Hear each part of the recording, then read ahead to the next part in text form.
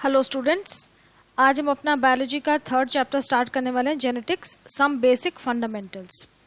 इस चैप्टर में क्या क्या है पहले हम वो देख लेते हैं। इसमें आपके सिलेबस में जो है वो है जेनेटिक्स में Mendel's laws of inheritance and sex linked inheritance of diseases. ऐसी कुछ बीमारियां होती हैं जो कि सेक्स लिंक्ड होती है, मतलब फादर से फादर में ही जाएंगी या डॉटर से मदर से डॉटर में ही जाती हैं, सेक्स लिंक्ड होती हैं वो। तो स्कोप ऑफ सिलेबस में हम क्या क्या पढ़ने वाले हैं, मेंडल के तीनों लॉज, जो मेंडल थे Gregor Johan Mendel, father of genetics जिन्हें हम बोलते हैं, उन्होंने 3 लॉज दिए थे जेनेटिक्स के। तो we are going to study those 3 laws. उसके बाद उन लॉज के बेसिस पे हम मोनोहाइब्रिड क्रॉस, डाईहाइब्रिड क्रॉस को स्टडी करेंगे और कुछ नई टर्म्स समझेंगे, जैसे जीन, ये आपने लास्ट चैप्टर में भी पढ़ी थी, allele, heterozygous, homozygous, dominant, recessive, mutation, variation, phenotype, genotype, ये सब हम समझने की कोशिश करेंगे एंड आई एम श्योर आप समझ जाओगे। Then sex determination in human beings and sex linked inheritance of diseases to include only x linked haemophilia and colour blindness. तो ये सब हम इस चैप्टर में कवर करने वाले हैं। अब जेनेटिक्स आप पढ़ रहे हो, जेनेटिक्स इस चैप्टर का नाम है, तो सबसे पहले आपको ये पता होना चाहिए कि जेनेटिक्स होता क्या है, व्हाट इज जेनेटिक्स, और हम जेनेटिक्स क्यों पढ़ रहे हैं। तो अगर सिंपल लैंग्वेज में समझें तो जेनेटिक्स क्या है कि it is simply the transmission of characters from one generation to the next one. मतलब आपके पेरेंट्स से आपके अंदर जो कैरेक्टर्स ट्रांसमिट हुए हैं, we call them your genetic characters. तो आपके अंदर ऐसा होता है ना कि एक इंडिविजुअल है, उसके अंदर कुछ उसके फादर के कैरेक्टर्स आते हैं, कुछ मदर के आते हैं, कुछ दादी के, दादा के, बुआ के, चाची के, चाची नहीं, चाचा के, मामा के, मतलब आपके जितने भी ब्लड रिलेशंस हैं उनका कोई भी कैरेक्टर 1-2 जनरेशन स्किप करके भी आपके अंदर आ सकता है। वो क्यों आता है? क्योंकि वो जीन्स के थ्रू आता है। कुछ अब हम यही पढ़ने वाले हैं कि जिस इंसान को आपने कभी देखा भी नहीं या 2 जनरेशन पहले वाले कोई आपकी फैमिली में पर्सन था, उसका कैरेक्टर भी आपके अंदर कैसे आ जाता है। तो that is what we are going to study.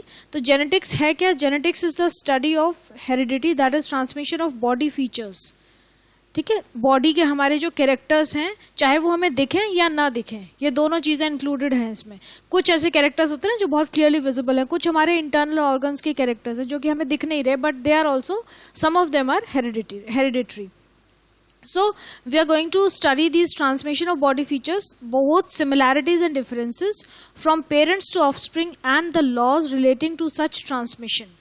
मतलब हम ये पढ़ेंगे कि कैसे ट्रांसमिट होते हैं और कौन से लॉज हैं जो उसको गवर्न करते हैं। आपकी बुक में थोड़ा सा दे रखा है कि whenever a child is born, the family members start comparing the child's appearance as to whom he or she resembles, है ना। सब लोग कंपेयर करते हैं कि अरे इसकी नाक मेरे जैसी है, इसकी चिन दादा जैसी है, या जो भी सब लोग कंपेयर करते हैं। छोटा सा बच्चा जो न्यूबॉर्न होता है उसके वेरियस फीचर्स को कंपेयर करते हैं। Although a matter of chance, it is governed by certain laws. So this chapter presents some fundamentals of genetics, including Mendel's laws of inheritance. As envisaged in the syllabus, means whatever is given in your syllabus, हम उसी की outline के under ही आपका पढ़ेंगे, ज़्यादा detail में नहीं जाएंगे। In order to properly understand Mendel's laws of inheritance and the sex-linked inheritance, it is essential to know beforehand some basic aspects of genetics. That means if you are going to study the science of genetics, if you are going to study the laws of Mendel, then you have to know the basics of certain terms. You have to understand certain basic terms so that you can understand those laws better. You will learn about the chromosomes, the genes, and some very common hereditary traits in humans. And you can do several investigatory projects if desired. वो आपके अपने ऊपर है.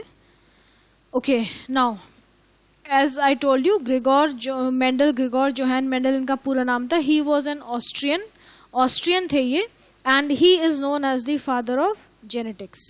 He was born in 1822 and he died in 1884. तो ये जो इनके profession था, by profession he was a monk. जो प्रीस्ट होते हैं ना, जो चर्च में आपका लेक्चर देते हैं, he was a monk. So he was born in a peasant family. उनके फादर जो थे वो एक फार्मर थे, बहुत सिंपल फैमिली थी। And he had his early education in a monastery, एक मोनेस्ट्री में ही पढ़े थे, और फिर इन्होंने साइंस और मैथमेटिक्स यूनिवर्सिटी ऑफ वियना से पढ़ी।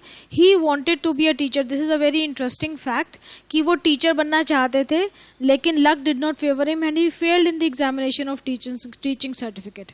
तो जो टीचिंग के लिए जैसे आजकल हमारा बीएड होता है, ऐसे उस समय कोई एग्जाम होता होगा वहाँ पे, तो he could not clear that exam and but what he discovered letter has made him a teacher of teachers. लेकिन इन्होंने अपनी लाइफ में इतना कुछ अचीव किया, इतनी इंपॉर्टेंस इन्हें मिली कि आज भी हम इनको पढ़ रहे हैं and he is regarded as the father of genetics.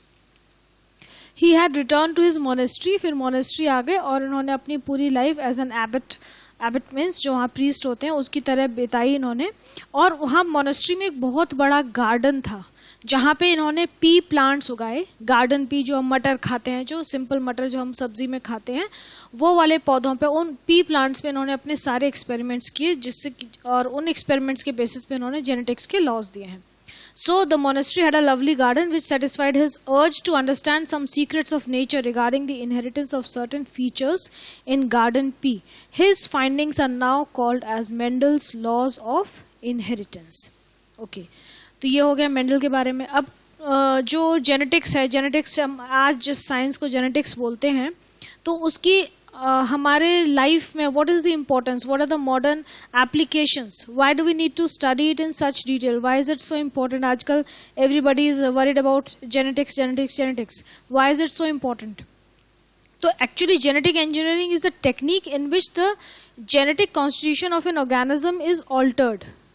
Genetic engineering क्या है कि कोई ऑर्गेनिज्म है, उसमें जो जीन्स हैं, उसके जो जीन्स का मेकअप है, उसके जीन्स किस फॉर्म में अरेंज्ड है। हर ऑर्गेनिज्म की जीन्स जो है वो एक पर्टिकुलर सीक्वेंस में अरेंज्ड होते हैं, वो उनकी कोडिंग होती है और उसी के हिसाब से, जीन्स की कोडिंग के हिसाब से प्रोटीन्स होते हैं।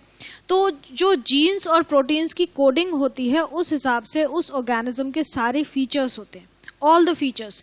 उसका एक्सटर्नल अपीयरेंस कैसे होगा, उसका इंटरनल मेटाबॉलिज्म कैसे होगा, उसके बॉडी में कैसे कैसे मेटाबॉलिक रिएक्शंस होंगे, सारी चीज़ें जो हैं वो उन जीनोम्स की सीक्वेंस पे, जो उसके जीनोम है, जीनोम टर्म मैंने आपको अभी पढ़ाया नहीं है तो चलो हम यही बात करते हैं, तो उसकी जीन्स की सीक्वेंस पे डिपेंड करता है, ठीक है।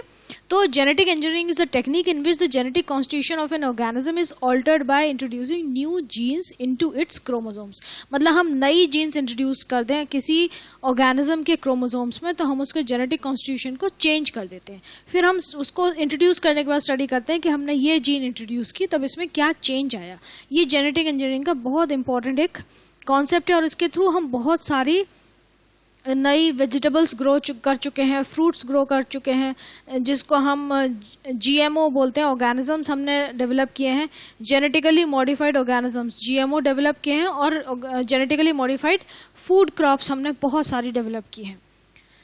सो genetically modified organisms are produced to multiply fast. और ये जो जीन प्रोडक्ट है, मतलब हमें क्यों चाहिए, हम किसी बैक्टीरिया को, जैसे आपकी बुक में दे रखा है कि हम किसी बैक्टीरिया को उसमें न्यू जीन्स इंट्रोड्यूस करें और उसको जीएमओ बना दें, जेनेटिकली मॉडिफाइड ऑर्गेनिज्म बनाएं, और उसको हम कह रहे हैं कि उसको फास्ट मल्टीप्लाई करवाएं।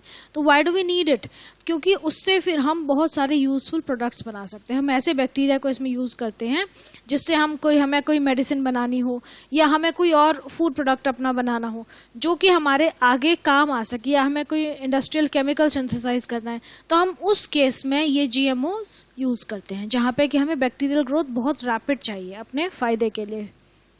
ओके, और इसी टेक्निक से जो हार्मोन इंसुलिन था वो हमने बनाया था। ओके, इंसुलिन के जो जीन था वो बैक्टीरिया में इंट्रोड्यूस किया और फिर उसको डेवलप किया। नाउ अब जेनेटिक काउंसलिंग क्या होता है, यहाँ पे हमने अभी पढ़ा जीएमओ को बनाने की बात, अब हम कह रहे हैं जेनेटिक काउंसलिंग।